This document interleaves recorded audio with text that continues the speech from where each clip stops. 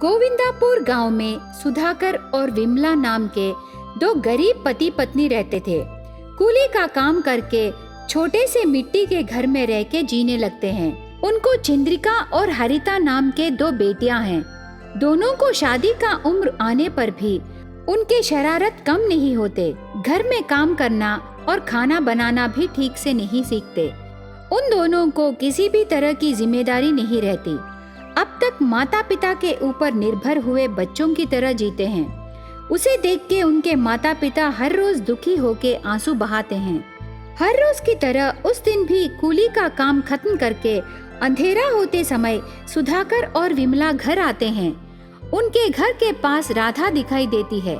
राधा दूध बेच के जीवन बिताती है। राधा, कैसे आना हुआ?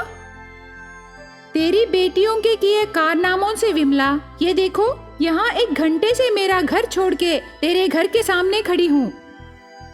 घबरा मत और विषय बोलना, क्या हुआ है? चंद्रिका और हरिता, दोनों बाहर आओ। ऐसे जोर से बुलाता है सुधाकर। घर में बिस्तर पर चिंता से बैठे दोनों बहनें चंद्रिका और हरिता उदास चेहरे लेके घर के अंदर से बाहर आते हैं। वहाँ राधा को देख के सर नीचे कर लेते हैं। तुम दोनों आराम से खा के घर में रह सकते हो ना?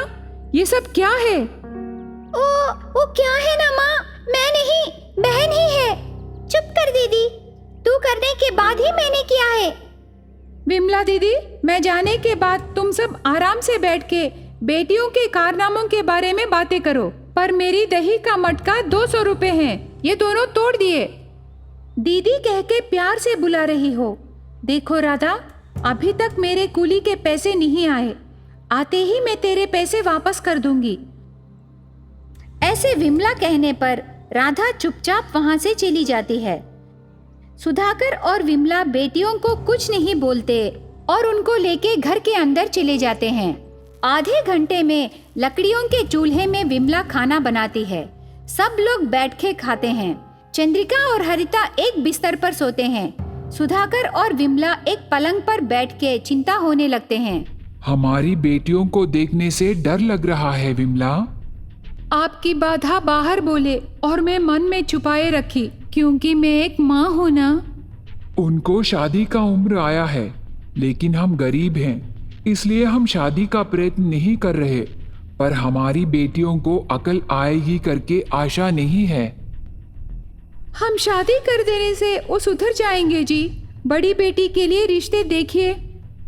ऐसे दोनों बातें करके थोड़ी देर बाद सो जाते हैं।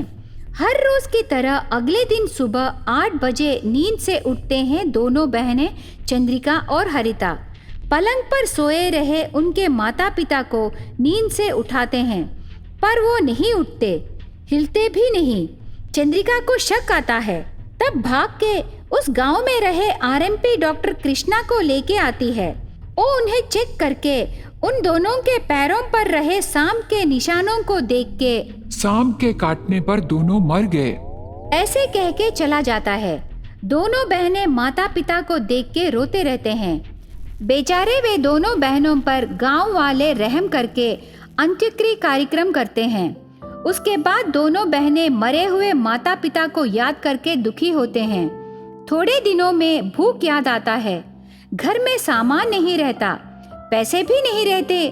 क्या करना है उन्हें कुछ समझ में नहीं आता। माता पिता के मरने पर दोनों बहनें अकेले हो जाते हैं। रिश्तेदार रहने पर भी कोई भी उन्हें नहीं देखते। बड़ी बेटी चंद्रिका कूली के काम पर जाके बहन की देखभाल करने लगी। एक दिन चंद्रिका ने, बहन, मैं काम पर जा रही हूँ, तुम घर में संभाल के रहना, ऐसे कह के काम पर जाती है। घर में हरिता अकेली रहती है। खाली रह के क्या करना है समझ में नहीं आता और घर के काम करने लगी। लकड़ी के चूल्हे पर खाना बनाते समय हरिता का हाथ जल जाता है। जलन को सह नहीं पाती और रोने लगती है। हाथ को दवा लगाने के लिए घर में दवा नहीं रहता, ऐसे ही रोते हुए बैठी रहती है। अंधेरा होते समय चंद्रिका घर आती है। हरिता का जले हुए हाथ को देखती है। अरे, ये कैसे जल गया? संभाल के रहना है ना। दीदी, सुबह उठने से लेके सोने तक तो ही सभी काम कर रही है, इसलिए मैं तेरी सहायता करने चंद्रिका बाहर जाके बहन के लिए ऑइंटमेंट लाके लगाती है। देखो बहन, मैं काम कर रही हूँ ना, आए हुए पैसे हमारे खाने को ही बस हो रहे हैं। हमें पहनने के लिए ढंग के कपड़े भी नहीं हैं। दोनों को सिर्फ 2 कपड़े ही हैं, वो भी पुराने हो गए। वो बात नहीं है दीदी, तू अकेली काम करने से हमें पैसे कम पड़ रहे हैं, इसलिए मैं भी तेरे साथ काम करने आऊंगी। तब हमें ज्यादा पैसे आएंगे। हम सबकी तरह नए कपड़े खरीदेंगे और घर के पास एक छोटा सा शॉप खोलते हैं दीदी। तब ऐसे काम पर जाने की जरूरत नहीं पड़ेगी। बहन, तुम्हारा विचार अच्छा है। कल से हम दोनों काम पर जाएंगे। ऐसे बातें करके रात को खाना खा के दोनों बहनें सो जाते हैं। अगले दिन से सुबह उठ के घर में घर का काम करके खाना बना के कूली का काम करने जाते हैं। ऐसे आए हुए पैसों से खाने के लिए थोड़ा लेके बाकी पैसे छुपाए रखते हैं।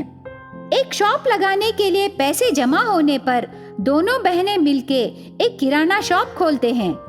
कम दाम में सामान बेच के खुशी से रह के दीदी की शादी करने बहन और बहन की शादी करने दीदी दोनों सोच के जीने लगते हैं। चिकड़पल्ली गांव में चंद्रिका हरिता नाम के 2 बहन रहते थे। शादी के उम्र में आए दोनों को भी शादियां नहीं होते।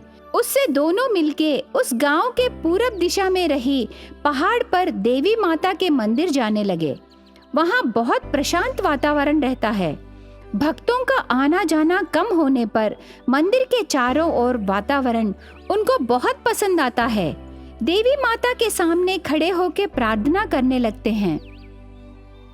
माँ, बड़ी हुई लड़की को शादी का बंधन और एक जिंदगी है। मुझे वो भाग्य प्रदान करना माता। मेरे इस जन्म को परमार्थ देना। ऐसे चंद्रिका प्रार्थना करती है। हरिता भी दिल भर के दीदी की शादी होना है करके प्रार्थना करती है। इतने में हवा से एक गुलाब का फूल उड़ के आके चंद्रिका के थैली में गिरती है। यह देख के दोनों बहनें बहुत खुश होते हैं। चंद्रिका खुशी से वो गुलाब के फूल को बालों में लगाती है। दोनों उस मंदिर के पास रही सीमेंट बेंच पर बैठते हैं। दोनों खुशी से बातें करने लगते हैं। दीदी, तेरे ख्याल से जीजा जी कैसे रहना है?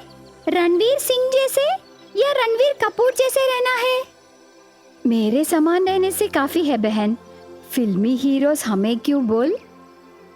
अरे दीदी, तुझे अपडेट होना है। मेरा मतलब है एज से नहीं दीदी, ब्रेन से। शादी लड़की के लिए एक सुंदर सपना है। वो सपना मनपसंद लड़के से सच होने से वो बात ही कुछ और होती है दीदी। मेरी बात छोड़ दे रे, तू अपडेट है ना? तू कौन सा हीरो को चाहती हो? और कौन? अक्षय कुमार जैसे हीरो को चाहती हूँ। अगर तुझे ऐसा पति नहीं आया तो?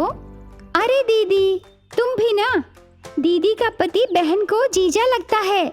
ऐसे कह के यूं ही आंखें मारती है हरिता। उससे चंद्रिका स्पष्ट रूप से देखने लगती है। यह देख के हरिता हंसने लगती है। उसी समय उन दोनों के माता पिता कविता विनोद पुजारी के कहे अरविंद नाम के लड़के के बारे में बातें करने लगते हैं। पुजारी जी के कहे विवरण के अनुसार लड़का चंद्रिका को ठीक लगेगा करके मुझे लग रहा है। एक बार आप जाके उसके घर के पास वाकफ कीजिए। ठीक है कविता, कोई और बोलने से अच्छा है हम जाके पूछताछ करें। मैं जाके पता लगा के आऊंगा। ऐसे कह के अरविंद के विवरण लेके घर से निकलता है। ऐसे दिन बीतते गए। अरविंद उसके माता पिता राघवा शांति को भी चंद्रिका पसंद आती है। चंद्रिका के माता पिता कविता विनोद को भी अरविंद और उसका परिवार पसंद आने पर शादी करने को मान जाते हैं। धूमधाम से अरविंद और चंद्रिका की शादी होती है। खुशियों के आंसुओं से लड़की को ससुराल भेजते हैं। चंद्रिका ससुराल के घर परिवार बसाने आती है। चंद्रिका उसके सास ससुर को माता पिता के समान प्यार से देखभाल करने लगी। अरविंद के माता पिता शांति राघवा भी चंद्रिका को बेटी की तरह देखने लगते हैं। तोता और गोरी पक्षियों जैसे चंद्रिका का परिवार 3 फूल और 6 फली जैसे रहने लगता है। एक दिन पहाड़ पर रही देवी माता का दर्शन करना है करके चंद्रिका कहने पर अरविंद मान जाता है। चंद्रिका को गहनों से सजाता है अरविंद। हॉल में ले आता है। सभी गहने पहनकर देवी माता जैसे चमकती हुई बहू को देखकर शांति राघवा बहुत खुश होते हैं। कार में चंद्रिका और अरविंद दोनों मिलके खुशी से बातें करके पहाड़ पर रही देवी माता के मंदिर जाते हैं, प्रणाम करते हैं, वहां रहे सीमेंट बेंच पर बैठते हैं, खुशी से बातें करते हैं।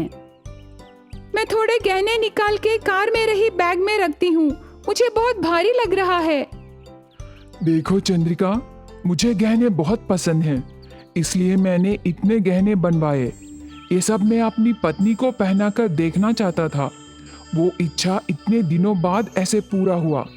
उनको घर वापस जाने तक रहने दे प्लीज मेरे लिए। अरविंद ऐसे छोटे बच्चों की तरह मनाने पर चंद्रिका को बहुत अच्छा लगता है। तब वो ना नहीं कह सकी। खुशी से ऐसे थोड़ी देर बातें करके चंद्रिका के घर जाते हैं, वहाँ थोड़ी देर रहते हैं। अरविंद सास ससुर के घर की मर्यादा लेता है। खाना खाने के बाद शरारती साली हरिता पान में मिर्ची रख के देती है। वो बिना देखे अरविंद मुंह में रख के चबाने लगता है, बस जोर से शोर मचाने लगता है। कुर्सी में से धड़ाम से नीचे गिर जाता है।